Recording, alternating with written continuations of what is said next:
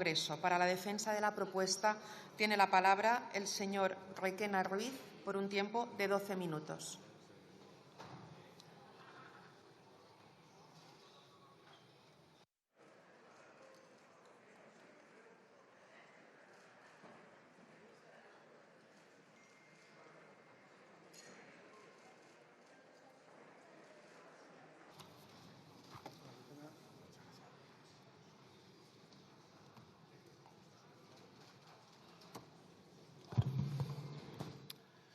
Buenos días, señora presidenta. Aquí sigue usted y cada día que pasa más dudas tenemos de su gestión en la pandemia. Mala cosa es esta para nuestra democracia que tanto salpica a la tercera autoridad del Estado. Como dice su compañera Montero, yo sé lo que haría. ¿Usted? Mire, señorías, la denuncia de este tratado internacional que traemos hoy, la enmienda a la totalidad, no es un tratado cualquiera. Es un tratado que necesita mejorarse o actualizar los objetivos, o que necesita una respuesta conjunta de la Unión Europea, pero no una salida unilateral. Es un tratado que protege la propiedad, el libre mercado y la inversión. Entendemos que Sumar, como enemigos de la propiedad y de la inversión, quieran salirse. Pero ustedes, señorías del PSOE, ¿qué motivaciones tienen? Porque si son las que vienen reflejadas en el documento de denuncia, son más falsos que justificados. Miren, señorías, el Partido Socialista quería llevar hoy la denuncia de este tratado como lleva haciendo este Gobierno las cosas desde hace muchos años, en la opacidad y el engaño. No querían traerlo al Pleno y querían llevarlo de una forma desapercibida. Ni siquiera nadie del Gobierno ha venido a defenderlo. En realidad creo que si del Partido Socialista dependiera, esta semana no hubiese habido ni Pleno de lo divertida que la llevan. Pero tranquilos, señorías, yo hoy no vengo a hablar de Koldo, ni de Ábalos, ni de Marlaska, ni de Torres, ni de Salvador Illa, ni del resto de presuntos implicados en su nueva trama corrupta. De eso ya se habló ayer, y de María Jesús Montero, y de eso se va a seguir hablando muchas semanas para que aclaren por qué robaban a los españoles.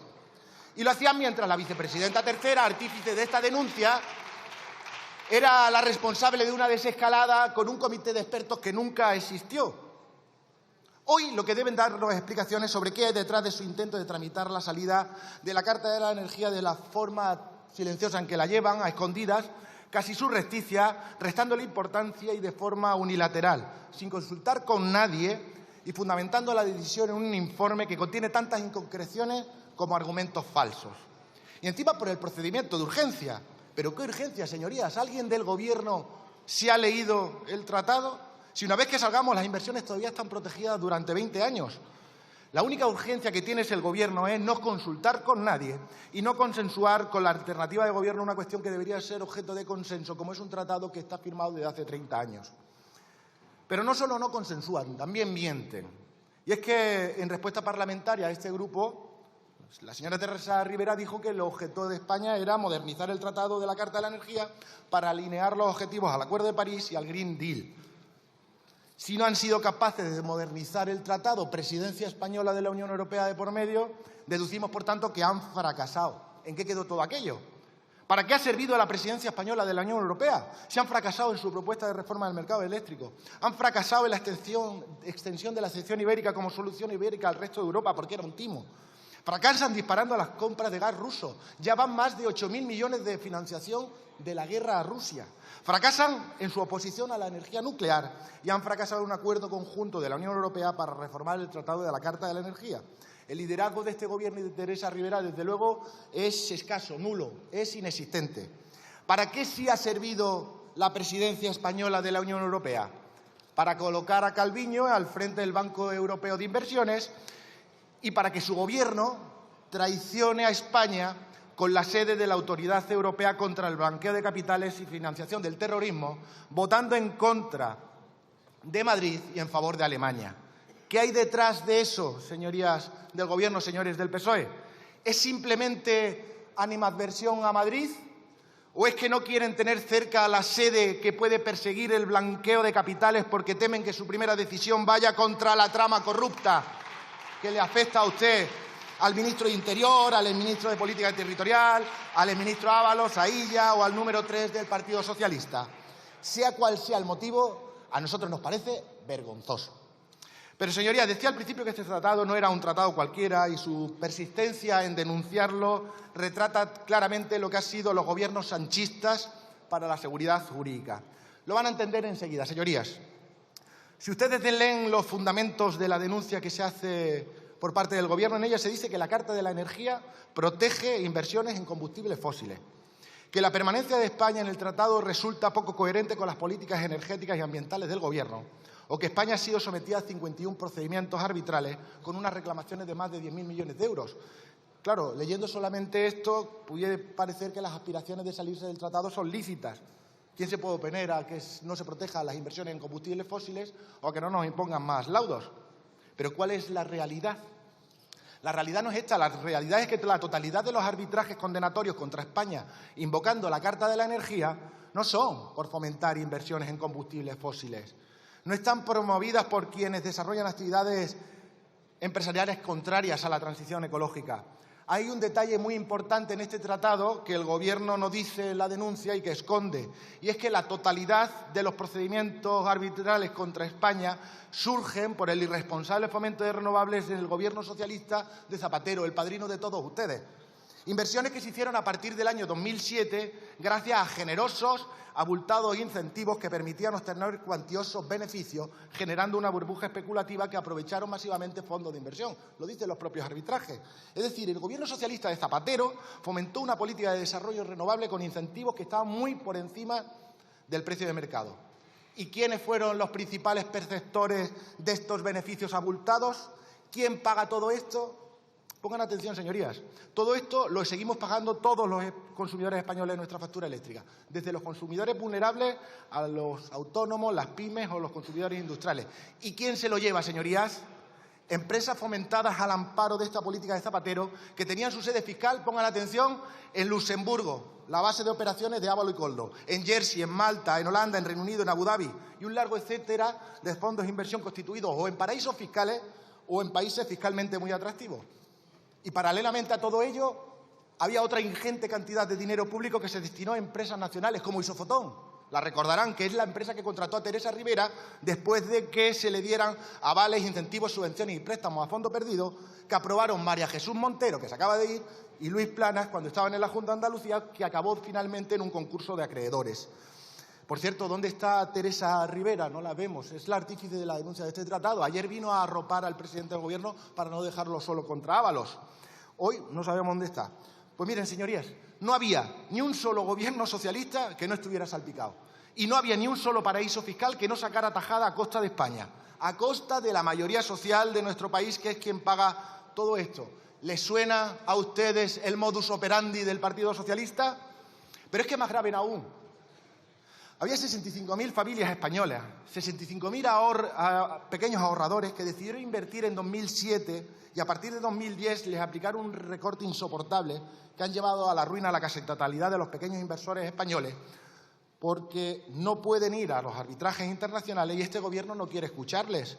Con ellos Pedro Sánchez se comprometió a restituirle las primas a las renovables que se le habían recortado y la realidad es que Pedro Sánchez volvió a hacer lo que mejor sabe hacer: mentir a todos todo el tiempo. Señoría, las consecuencias de aquel regado millonario a fondos de inversión en paraísos fiscales fue 30.000 millones de euros de déficit tarifario, la práctica quiebra del sistema eléctrico, la ruina de 65.000 familias españolas y el pago de la factura eléctrica anual de 7.000 millones de euros. Enhorabuena. Señoría, cuando el Partido Socialista les hable de justicia social o quieran aumentar los impuestos y saquear el bolsillo de los españoles, piensen en Luxemburgo, en Malta o en Abu Dhabi, que es donde únicamente ellos entienden su justicia mientras nos roban a través de tramas corruptas. Yo empiezo a estar seguro que ya entienden por qué este Gobierno quiere llevar este tratado de forma furtiva. Y, señorías, intentarán confundirles.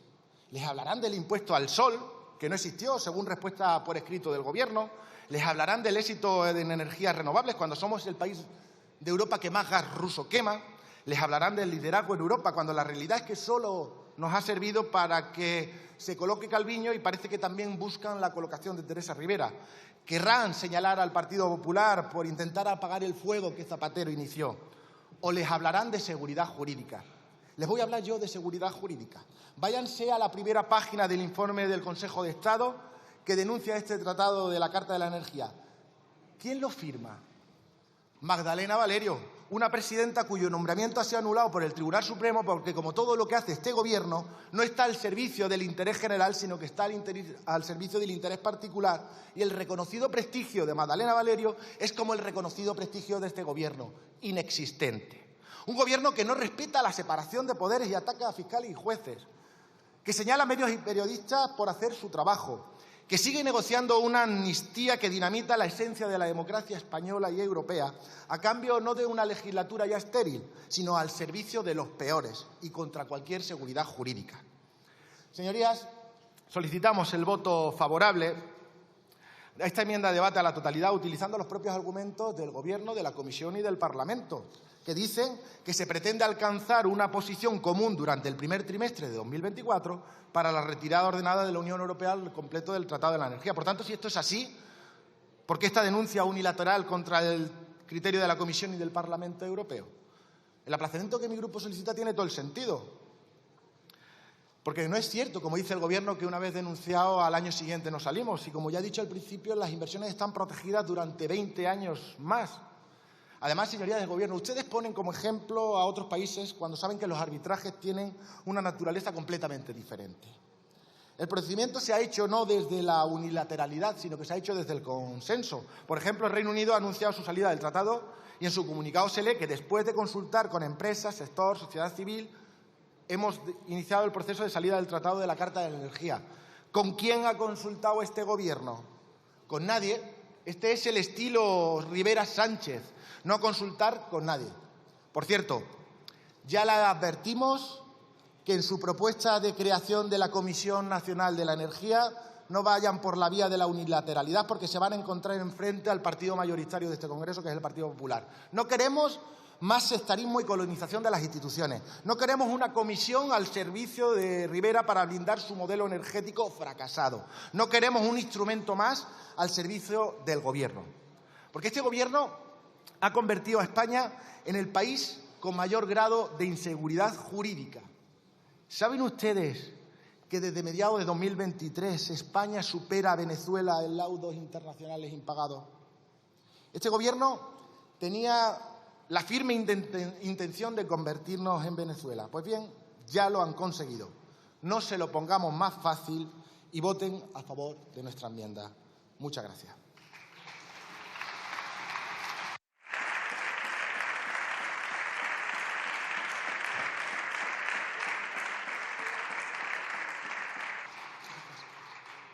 Muchas gracias, señor Requena. Por el Grupo Parlamentario Vasco PNV tiene ahora la palabra el señor Esteban Bravo por un tiempo de 7 minutos. Gracias.